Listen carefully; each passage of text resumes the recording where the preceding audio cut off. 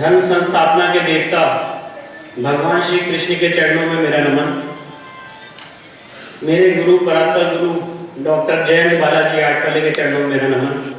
मेरे गुरु समान मेरे पिताजी माननीय हरिशंकर जैन जी को मेरा नमन। सम्माननीय मंच माननीय Pushpendra ji, general GD Bakshi, colonel RSN Singh, Pawan Sinha ji, मंच पे विराजमान सारे सम्मानित व्यक्ति, मेरे समक्ष बैठे मेरे सीनियर्स, मेरे भाई, मेरे बहन, आप सबको मेरा बहुत बहुत नमस्कार। और आज अपनी बात शुरू करने से पहले मैं सबसे पहले इस मंच का बहुत धन्यवाद देना चाहता हूँ जिसने मुझ जैसे युवा को ये अवसर दिया कि मैं आपके सामने आके अपनी बात रखूँ। क्योंकि जो यहाँ पे सम्मानित मंच है, मैं ऐसा महसूस करता हूँ कि मैं वहाँ पे बैठने के भी काबिल नहीं हूँ, पर माननीय पुष्पेंद्र जी ने मुझे ये अवसर दिया कि मैं इनके साथ डायस शेयर करूं। और इसके लिए मैं सेव इंडिया फाउंडेशन का बहुत बहुत धन्यवाद करता हूं, शुक्रगुजार हूं कि उन्होंने मुझे ये अवसर दिया। अब आज का जो मुद्दा है उस पर आने से पहले मैं आपको कुछ बातें बताना चाहता हूं। और ये बातें बताने का पर्पज आपको ये नहीं है कि हमने क्या किया, इसमें मैं का भाव नहीं है। इसमें ये भाव है कि एक अधिवक्ता इस देश की इंटरनल सिक्योरिटी के लिए एक अधिवक्ता अपनी वकालत के माध्यम से कैसे चेंज ला सकता है, ये बात मैंने अपने जीवन में बहुत ही शुरुआती स्टेजेस से देखी। मेरा जन्म 1986 में हुआ। 6 दिसंबर 92 को बाबरी मस्जिद का विध्वंस हुआ। तब मैं 6 साल का था और मैंने अपने पिताजी को देखा कि 13 दिन के बाद, जैसे मेरी दादी जी की डेथ हुई, 6 दिसंबर 92 को मेरी दादी जी की भी डेथ हुई जिस दिन ढांचा गिरा। 13 दिन के बाद, 13वीं होने के बाद सर मुंडाए हुए वो हाईकोर्ट पहुंच गए, स्पेशल बेंच बैठाई और ये अर्जी दी हाईकोर्ट में कि रामलला का दर्शन करना हम सबका जन्मसिद्ध अधिकार है और रामलला संवैधानिक पुरुष है, संविधान के ओरिजिनल पृष्ठों पे है और इसलिए वो दर्शन पूरे उत्तर प्रदेश का माहौल साइंस साहब बोल रहा था सिक्योरिटी छोड़िए, कोई पानी पूछने वाला भी नहीं था। और 10 दिन, जाड़े के दिन 10 दिन, आप जानते हैं लखनऊ में कितनी जाड़ा उस समय कितना पड़ता है, 10 दिन लगातार हाईकोर्ट में अकेले बहस की। पूरा हाईकोर्ट सिर्फ अदर साइड से भरा हुआ था, टोपियां ही टोपियां दिख रही थी और अकेले मेरे पिताजी ने हाईकोर्ट में बहस करके ये प्रूफ किया कि भगवान राम संवैधानिक पुरुष है, संविधान के ओरिजिनल पृष्ठों पे है। 1 जनवरी 1993 को इलाहाबाद हाईकोर्ट में जस्टिस हरिनाथ तिलहरी ने ऐतिहासिक फैसला दिया और माना कि भगवान राम संवैधानिक पुरुष है, वहां पे दर्शन तत्काल खोल दिए जाएं। वो दिन और आज का दिन है कि भगवान राम के दर्शन अनवरत चलते आ रहे। इससे मैंने क्या सीखा? इससे मैंने ये सीखा, और वही दिन था 6 साल की आयु में मैंने डिसाइड कर लिया था कि मुझे वकालत के पेशे में ही आना। इसके बाद आपको पता हो 1996 में कल्याण सिंह गवर्नमेंट को उस समय के प्रेसिडेंट ने बर्खास्त कर दिया था। पहली बार हिंदुस्तान की लीगल हिस्ट्री में ऐसा हुआ कि किसी राष्ट्रपति शासन को किसी भी हिंदुस्तान की कोर्ट ने अवैध किया। और मेरे पिताजी ने उसमें आर्गुमेंट किया था, जस्टिस काटजू, जस्टिस बीएम लाल, जस्टिस ब्रजेश कुमार की बेंच थी। और खास बात ये थी कि मैं हमेशा उनके साथ जुड़ा रहता था, उनकी कोर्ट की हर एक बहस को सुनता रहता था। और उन्होंने बहस की और उन्होंने कहा कि गवर्नमेंट ऑफ उत्तर प्रदेश और गवर्नमेंट फॉर उत्तर प्रदेश में फर्क होता है। ऑफ को उन्होंने व्याख्या की और 3 जजेस की बेंच ने इलाहाबाद हाईकोर्ट के फैसला दिया और पहली बार हिंदुस्तान की कॉन्स्टिट्यूशनल कोर्ट ने एक प्रेसिडेंट प्रोक्लेमेशन को असंवैधानिक घोषित किया और सुप्रीम कोर्ट से भी वो केस अब जीते। और उसके बाद आज स्वर्गीय कल्याण सिंह ने उसके बाद ओथ ली। तो मैंने ये जाना कि एक वकील की ताकत इतनी हो सकती है कि वो अपने वाक्य से, अपनी रिसर्च से एक आदमी को चीफ मिनिस्टर भी बना सकता है। जब ये चीजें मैंने देखी, उसके बाद सन 2000 आया, जब सोनिया गांधी की इलेक्शन पिटीशन मेरे पिताजी ने बहस की। सुप्रीम कोर्ट में धुआंधार बहस हुई 5 दिन तक लगातार जस्टिस लाहौटी की बेंच में। और उन्होंने वहां पे भी यही कहा, सिटीजन ऑफ इंडिया और इंडियन सिटीजन में फर्क होता है। और जो आज का मुद्दा है आंतरिक सुरक्षा, वो उस समय उन्होंने पॉइंट आउट किया क्योंकि सेक्शन 5 ऑफ सिटीजनशिप एक्ट 1995 में ये व्यवस्था है कि आप शादी के आधार पे भी नागरिकता ले सकते हैं। तो उस समय उन्होंने पॉइंट किया कि इंडिया में डुअल सिटीजनशिप परमिसिबल नहीं है, इटालियन सिटीजन भी हैं ये, और इसलिए इनको इंडिया की नागरिकता नहीं मिल सकती है। She is only a Indian citizen, not citizen of India. जो आदमी यहाँ पे पैदा होता है उसके साथ ऑफ लगता है। For example Vishnu Shankar Jain son of Harishankar Jain, Harishankar Jain son नहीं होता है। तो इसीलिए उन लोगों को हमेशा इंडियन सिटीजन माना जाता है, और सुप्रीम कोर्ट की बेंच ने माना कि ये फोरेंसिक लॉजिक है, ये फोरेंसिक एबिलिटी है, and we appreciate the forensic point of the learned lawyer. और सोनिया गांधी के जो वकील थे सुप्रीम कोर्ट में, उन्होंने एक ही बात कही कि जो जैन साहब कह रहे हैं सही है, इसको इस केस में डिसाइड नहीं करिए, नहीं तो पॉलिटिकल हैवक हो जाए। पर पॉलिटिकल हैवक हुआ। आगे चल के राष्ट्रपति ने, आप सब जानते हैं, उनसे उनकी नागरिकता पूछी। तो सवाल ये, मैंने ये सारी चीजें उनसे सीखी कि कैसे एक क्रांति अपने देश के लिए सारी बातें आप ला सकते हैं कोर्ट के मंच पे, अपनी रिसर्च से, अपनी मेहनत से आप वो बातें लोगों के सामने रख सकते हैं। आंतरिक सुरक्षा के मुद्दे पे आप इतना काम कर सकते हैं। शांति सुरक्षा बल का निर्माण किया था, यहाँ पे बहुत सीनियर लोगों को पता होगा, जिसमें 50% हिंदू होने थे, 50% मुस्लिम होने थे। और शांति सुरक्षा बल को मेरे पिताजी ने चैलेंज करके अवैध घोषित करवाया, और यही बात रखी हाईकोर्ट के सामने कि जब ये फोर्स निकलेगी वो ये नहीं देखेगी, और जो बात मैं बोल रहा हूँ ये ऑन रिकॉर्ड है, उन्होंने कहा कि जब ये फोर्स निकलेगी तब वो ये नहीं देखेगी कि जैन का बच्चा है कि श्रीवास्तव का बच्चा है, जैसा श्रीवास्तव थे, जैन का बच्चा है कि श्रीवास्तव का बच्चा है, वो देखेगी हिंदू का बच्चा है, ढूंढ लो। आप हिंदुओं का मैसेकर कराना चाहते हैं। और वो ऐसे आर्गुमेंट्स थे जो मैं एक बालक के रूप में जब मैं बैक बेंच पे बैठ के देखता था तो मेरे रोंगटे खड़े हो जाते थे। सोनिया गांधी के केस में उन्होंने सुप्रीम कोर्ट के 3 जजेस के सामने कहा कि जनाब, मैं यहाँ पे अपने लिए कुछ मांगने नहीं आया हूं, मैं आपके सामने ये मांगने आया हूं कि जब कभी आगे ये देश गुलाम हो तो कोई ये ना कहे कि इस देश की जुडिशरी ने सही टाइम पे सही निर्णय नहीं लिया। और एक दिन ऐसा उन्होंने सुप्रीम कोर्ट के 3 जजेस के सामने कहा कि एक दिन ऐसा आएगा कि बेनजीर भुट्टो इंडिया में आके किसी शादी करेगी और कश्मीर पाकिस्तान को दे देगी। आप वो दिन देखना चाहते हैं? अगर वो दिन देखना चाहते हैं तो वोट कर दीजिए आप। तो जब ये चीजें मैंने देखी, इस रिसर्च के साथ, इस मेहनत के साथ, 2010 में अपने पिताजी के हाथ बटाते हुए मैं वकालत के प्रोफेशन में आया। और भगवान राम की बहुत बड़ी अनुकंपा थी कि मेरे जीवन का सबसे पहला केस राम मंदिर का केस था, और भगवान राम ने मुझे अपना वकील बनने का अवसर दिया, उनकी सेवा करने का अवसर दिया। और राम मंदिर के केस, मैं ऐसा मानता हूं, हिंदुस्तान की लीगल हिस्ट्री में बहुत बड़ा टर्निंग पॉइंट है। और ये जितने लिटिगेशंस हो रहे हैं, इन सब का बहुत बड़ा मूल राम मंदिर के केस में है। और राम मंदिर के केस का अगर आप पैरा 116 पढ़ेंगे तो उसमें सुप्रीम कोर्ट के 5 जजेस ने ये कैटेगोरिकली होल्ड किया है कि मंदिर बनाने का जो संकल्प है वो अमर है, वो अमिट है। आज यहाँ पे आज मैं यहाँ काशी में खड़ा हूँ। हम सबको पता है कि औरंगजेब ने यहाँ पे आदि विश्वेश्वर ज्योतिर्लिंग को विध्वंस कर दिया, और अभी यहाँ पे हमारे सम्मानित कर्नल आर.एस.एन. सिंह ने कहा कि सनातन कभी मिटता नहीं है। वही बात, वही भाव पैरा 116 में राम जन्मभूमि के केस में सुप्रीम कोर्ट ने कहा है कि मंदिर बनाने का जो संकल्प होता है वो अमर है, वो अमिट है। कोई भी आक्रांता उसको तोड़ दे, डिमोलिश कर दे, वो संकल्प अमर रहता है। नदी में बह जाए, बाढ़ आ जाए, हिंदू लॉ सुप्रीम है। और हिंदू लॉ ये कहता है कि अगर कोई संपत्ति देवता की है तो वो हमेशा देवता की संपत्ति रहेगी समय के अंत तक।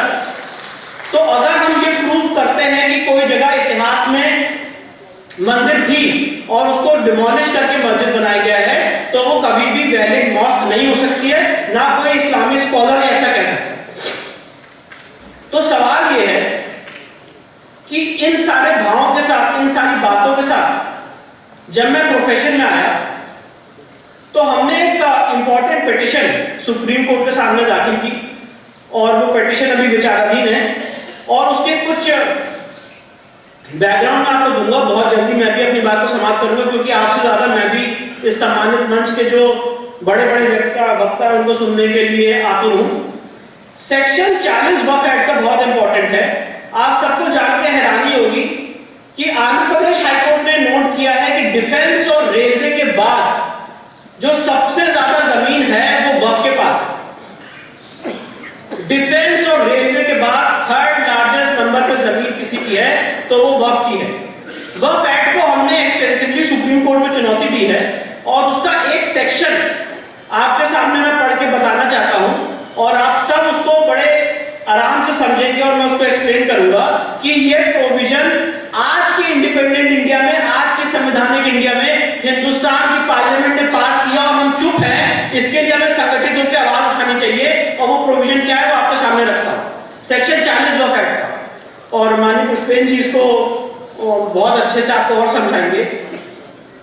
इसमें वक्फ बोर्ड को पावर दी है, where the board has any reason to believe that any property of any trust or society registered in pursuance of the Indian Trust Act 1882 or under the Society Registration Act 1860 or under any other act is a Waqf property, the board में notwithstanding anything contained in such act hold an inquiry in that regard to such property, and if after such inquiry the board is satisfied that such property is a Waqf property, call upon the trust or society as the case may be either to register such property under this act as Waqf property or show cause why such property should not be registered provided that in such। तो इसमें section 40 में वक्फ board को power दे दी कि वो किसी भी संपत्ति को वक्फ संपत्ति घोषित कर सकता है including the property of a trust और अ सोसाइटी। मेरा सवाल ये है कि क्या ऐसी कोई पावर ट्रस्ट को दी है?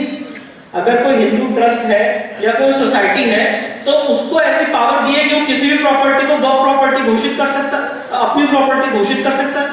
ये एक्सक्लूसिवली पावर वक्फ बोर्ड को क्यों दी है? और आप सब लोग जान के शॉक हो जाएंगे, ताजमहल को इसी प्रोविजन को अप्लाई करते हुए वक्फ बोर्ड ने वक्फ संपत्ति घोषित कर दिया और इस समय archaeological survey of India in appeal है बिफोर द सुप्रीम कोर्ट।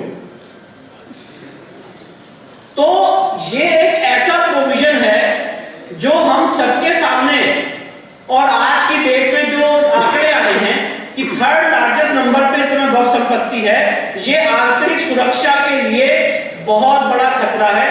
आप सबके माध्यम से, सम्मानीय मंच के माध्यम से हम सबकी अपील रहेगी, डिमांड रहेगी कि भारत सरकार इस पे ध्यान दे और जो भी उचित कदम हो सकता है इसको उठाए, क्योंकि ये हमने सुप्रीम कोर्ट में भी चैलेंज किया, ऑन रिकॉर्ड बात कही है, ये प्रोविजन क्लियरली डिस्क्रिमिनेटरी, पूरा का पूरा वक्फ एक्ट डिस्क्रिमिनेटरी है। उतना समय नहीं है यहाँ पे बताने का, पर मैंने उसको एक्सप्लेन किया बहुत सारे डॉक्यूमेंट्रीज के थ्रू। वक्फ एक्ट पूरा का पूरा डिस्क्रिमिनेटरी है और अगर आप वक्फ एक्ट को कंपेयर करेंगे प्लेसेस ऑफ वर्शिप एक्ट 1991 से तो आप जान के और शॉक हो जाएंगे। इस 4 साल के अंतराल में नरसिम्हा राव सरकार ने 2 एक्ट पास किए हैं, प्लेसेस ऑफ वर्शिप एक्ट 1991 और वक्फ एक्ट 1995। और दोनों एक्ट आप देखेंगे कि जब हिंदू जनमानस चुप होता है, जब हिंदू जनमानस अपने राइट्स को नहीं जानता है, तो किस तरह हमारे देश में हमारे पार्लियामेंट ऐसे कानून पास कर सकती है। और आज हम 20 साल बाद 30 साल बाद उसके चेक रहे हैं कि हाँ ऐसा हो गया है। अब उसको अंडू करने में हमें कितना समय लगेगा, कितने संगठन की शक्तियां लगेंगी। प्लेसेस ऑफ वर्शिप एक्ट 1991 में सेक्शन 4 में यह व्यवस्था की गई कि 15 अगस्त 1947 को जिस धार्मिक स्थल की जो स्थिति थी वो वैसी रहेगी और उसको रेस्टोर करने के लिए कोई भी लॉसूट, कोई भी केस फाइल नहीं हो सकता है और उसमें अयोध्या को एग्जेम्प्ट किया। अब सवाल ही बनता है, 2 सवाल बनते हैं। आपने अब इसको जो मैंने वक्फ एक्ट की बात बताई इससे जरा कंपेयर करिएगा। आपने एक तरफ हिंदू जनता को रोक दिया कोर्ट में जाने से या कोई केस दायर करने से अपने लीगल हक के लिए। अगर आज मुझे पता चलता है इतिहास में कहीं मंदिर तोड़ के मस्जिद बनाई गई या वाइस वर्सा, तो मैं उसके लिए कोर्ट में नहीं जा सकता। पर on the other hand section 40 में वक्फ एक्ट में 4 साल के गैप में ये कानून आए।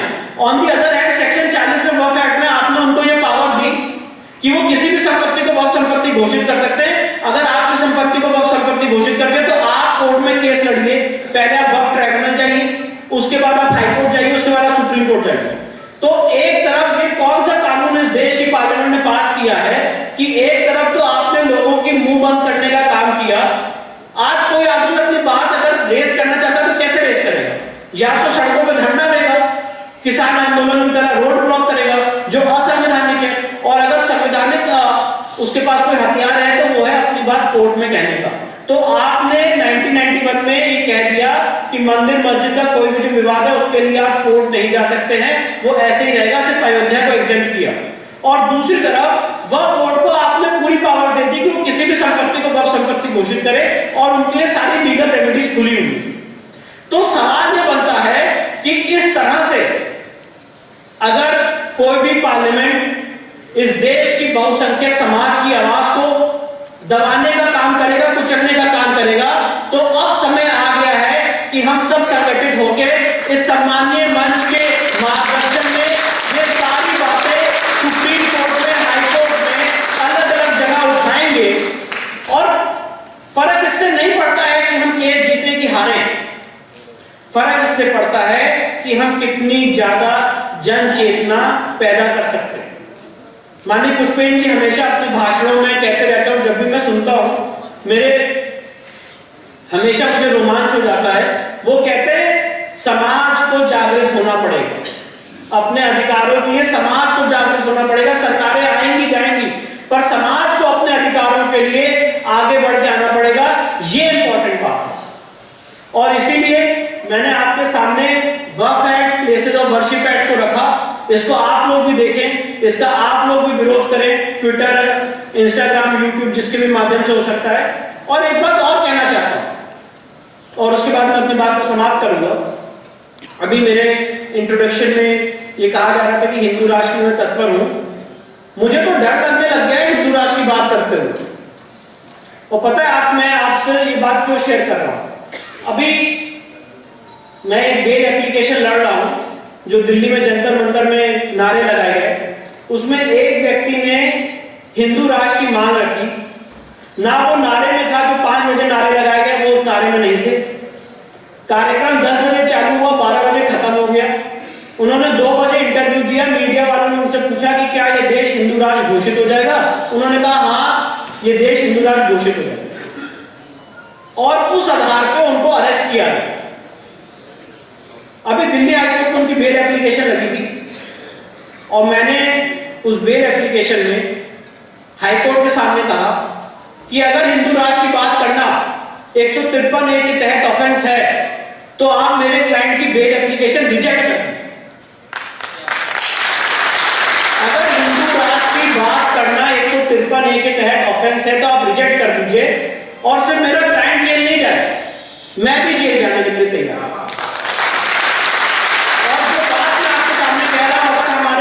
बेल एप्लीकेशन रिजेक्ट होती है, यही बात सुप्रीम कोर्ट में भी कहूंगा, और सुप्रीम कोर्ट में कहूंगा कि मुझे यही से अरेस्ट करके जेल भेज दीजिए, क्योंकि हिंदू राष्ट्र की बात सिर्फ मैं नहीं कर रहा हूं, इस देश का बहुसंख्यक समाज चाहता है कि हिंदू राष्ट्र बने।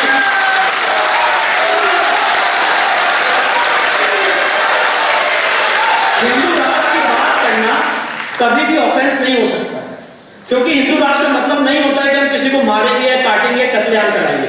हिंदू राष्ट्र का मतलब होता है एक आध्यात्मिक राष्ट्र, एक ऐसा राष्ट्र जो राम राज्य की परिकल्पना को लेकर चलता है। जैसे कि अभी कर्नल आर.एस.एन. सिंह ने कहा कि धर्म और रिलीजन अलग होता है, और धर्म को डिक्शनरी में अलग से डिफाइन किया गया। और आप इस देश के समाज को सेकुलर होने के लिए मजबूर नहीं कर सकते। सरकारें सेकुलर होती, लोग सेकुलर नहीं होते। मैं ये मानने के लिए बात नहीं हूं कि सब धर्म संभाव। मैं मानता हूं कि मेरा ही जो धर्म है वो सुप्रीम है, और दूसरे आदमी को भी इजाजत है कि वो माने उसका धर्म सुप्रीम है। सरकारें सेकुलर होती, लोग सेकुलर नहीं होते। और इसीलिए आज आपके सामने ये मौका मिला कि मैं अपनी बात रखूं, आपके सामने इंटरनल सिक्योरिटी ऐसे इतने इंपॉर्टेंट इश्यूज को डिस्कस करूं। सेव इंडिया फाउंडेशन का, माननीय पुष्पेन जी का, जी.डी. बख्शी का, आर.एस.एन. सिंह साहब का, डॉक्टर पवन सिन्हा साहब का, सबका बहुत बहुत धन्यवाद। उन्होंने ये अवसर दिया और आप सबके सामने आके अपनी बात रखने के लिए मुझे ये अपॉर्चुनिटी दी। आप सबका बहुत बहुत धन्यवाद। मुझे प्यार से सुनिए।